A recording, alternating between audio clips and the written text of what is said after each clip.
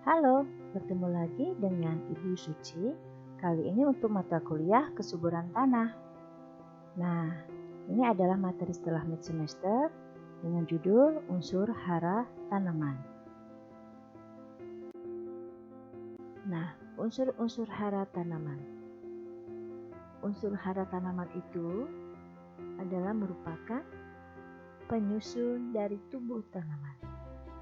Nah, berdasarkan hasil penelitian para ahli, bahwa tanaman itu terdiri dari air yaitu kurang lebih 90% dan bahan kering atau dry matter yaitu 10%.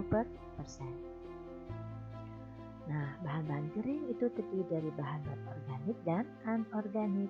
Dan menurut analisis kimia ternyata kandungan bahan organik itu terdiri dari karbon yaitu sekitar 47%, hidrogen sekitar 7%, oksigen sekitar 44%, dan nitrogen sekitar 0,2%.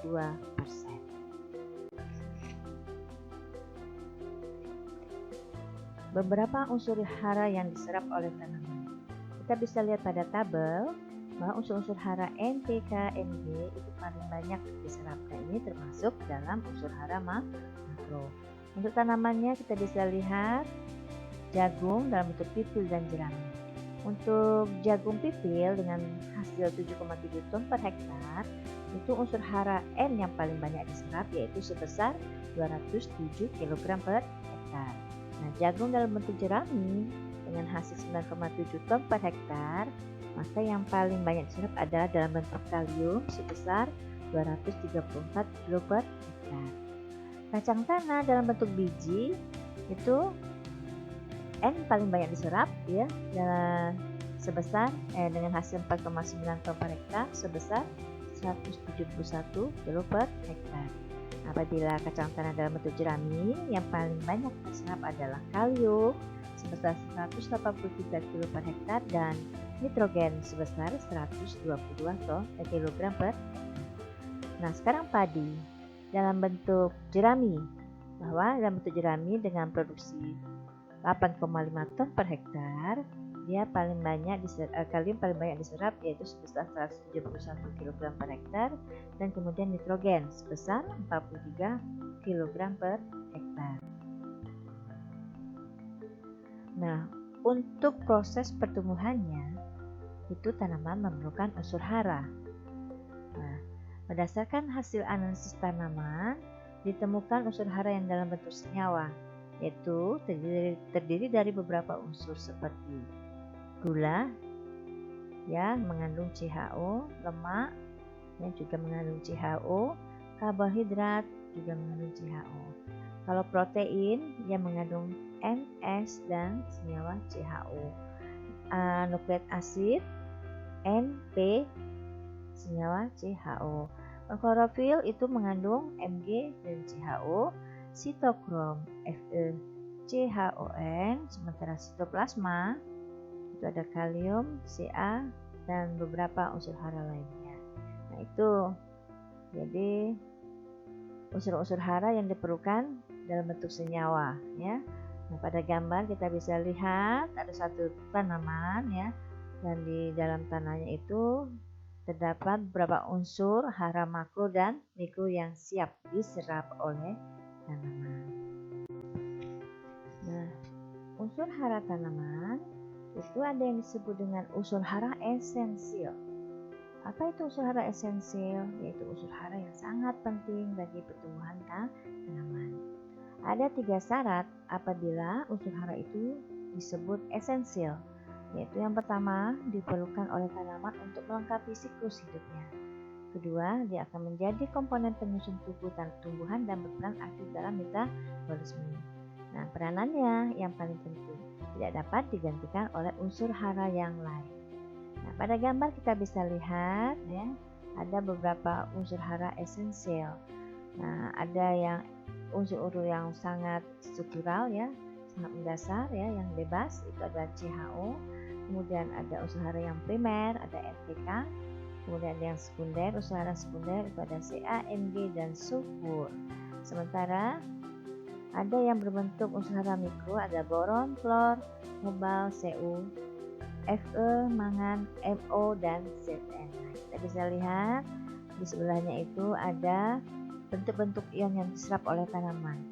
C, dia diserap dalam bentuk CO2, hidrogen dalam bentuk H2O, oksigen dalam bentuk O2. Sementara kita bisa lihat N itu diserap dalam bentuk nitrat dan amonium. Kemudian fosfor, asam fosfat, kemudian kalium dalam bentuk K+. Sementara kalsium dalam bentuk Ca2+, magnesium Mg2+, dan sulfur dalam bentuk sulfat. Kita bisa lanjut lagi dengan boron, itu biasa diserap dalam bentuk asam boron, asam borat. Kemudian klor itu klor, kobalt CO2+, Cu itu CO2+, besi atau Fe ada dalam bentuk Fe2+, fero, dan Fe3+ feri. Kemudian mangan itu diserap dalam bentuk Mn2+, molybdenum itu dalam bentuk molybdat, dan Zn dalam bentuk Zn2+.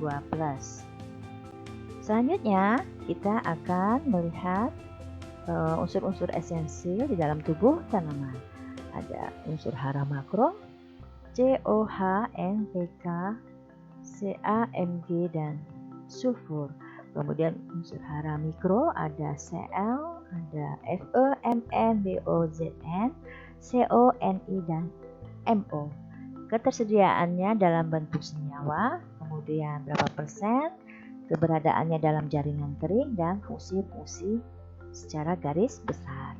Contoh untuk karbon yaitu tersedia dalam bentuk senyawa CO2 dan keberadaannya di dalam jaringan kering tanaman itu sebanyak 45%, sementara fungsi utamanya itu adalah sebagai pembentuk senyawa organik. Begitu juga dengan oksigen, hidrogen. Ibu nggak akan perjelaskan satu-satu, tapi kalian bisa melihat fungsinya di dalam tabel ini. Nah, sekarang selanjutnya kita akan berbicara tentang apa itu unsur hara makro dan mikro. Suatu unsur dikatakan makro apabila dia memenuhi syarat. Pertama, diperlukan dalam jumlah yang banyak. Kemudian, apabila kekurangan unsur hara makro, maka akan menimbulkan gejala defisiensi yang tidak dapat digantikan oleh unsur hara lain. Kelebihannya unsur hara makro tidak atau jarang menimbulkan pengaruh atau gejala. Namun, kalau unsur hara mikro itu adalah unsur hara yang diperlukan dalam jumlah yang sedikit. Nah, kekurangannya biasanya dapat digantikan oleh unsur-unsur lain. Apabila kita berikan dalam jumlah yang berlebihan unsur hara mikro ini, maka akan bersifat racun bagi tanaman. Nah, ini adalah daun jagung. Kita lihat ada beberapa daun jagung dengan berbagai warna. Nah, ini menunjukkan bahwa daun jagung itu dalam kondisi sehat dan dalam kondisi defisiensi unsur hara atau kekurangan unsur hara, terutama unsur hara makro ya, N, P, dan K. Untuk yang gambar pertama itu kita lihat bersama daunnya itu berwarna hijau, ya. Dan ini menunjukkan bahwa daun jagung itu cukup unsur hara NPK. Yang kedua, kita bisa lihat tepi-tepi daun itu berwarna ungu, dan ini menunjukkan gejala kekurangan unsur hara fosfor. Kemudian yang ketiga, pada tepi-tepi daun itu menunjukkan warna kuning dan ada yang terbakar pada bagian ujung. Itu menunjukkan bahwa daun jagungnya kekurangan unsur hara potasium atau kalium. Nah, paling akhir kita bisa lihat pada bagian tulang daunnya, pada bagian tengah dan ujungnya terbakar. Ini menunjukkan bahwa jagung itu kekurangan unsur hara nitrogen. Ini adalah contoh-contoh daun yang respon ya. Kenapa jagung kita gunakan dalam setiap penelitian di pertanian? Karena pertama, jagung itu mudah adaptasinya pada kondisi lingkungan tertentu.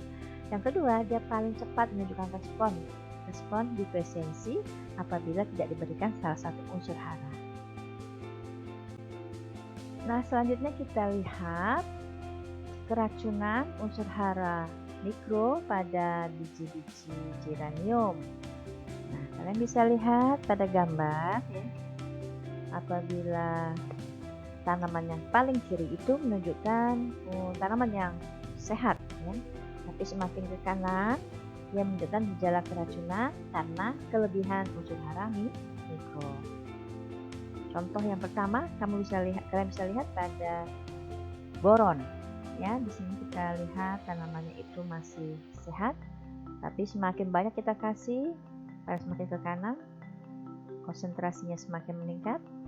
Ya, pada level 4, pada level 3, 4, 5, 6 itu sudah menunjukkan gejala keracunan boron. Paling nyata yaitu molybdenum Mo. Ya, pada level setengah, ya, pada level setengah dia sudah menunjukkan gejala keracunan. Semakin level ke kanan, level 6 milimol itu sudah menunjukkan gejala yang paling ekstrim. Nah ini, jadi unsur hara mikro apabila diberikan dalam jumlah yang berlebihan, ya malah bersifat racun bagi tanaman. Jadi hati-hati. Sumber dari materi ini adalah diantaranya buku Dasar-Dasar Ilmu Tanah oleh Nurhajati Hakim dan kawan-kawan, buku Ilmu Kesuburan Tanah dari Afani Rusmakam dan Nasih.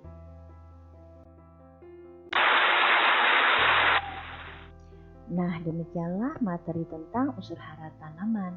Kita akan bertemu di materi selanjutnya. Sekian dan terima kasih. Apabila materi ini sangat bermanfaat bagi kalian, maka silakan subscribe, share, like, and comment channel YouTube Urai Suci ya. Assalamualaikum warahmatullahi wabarakatuh.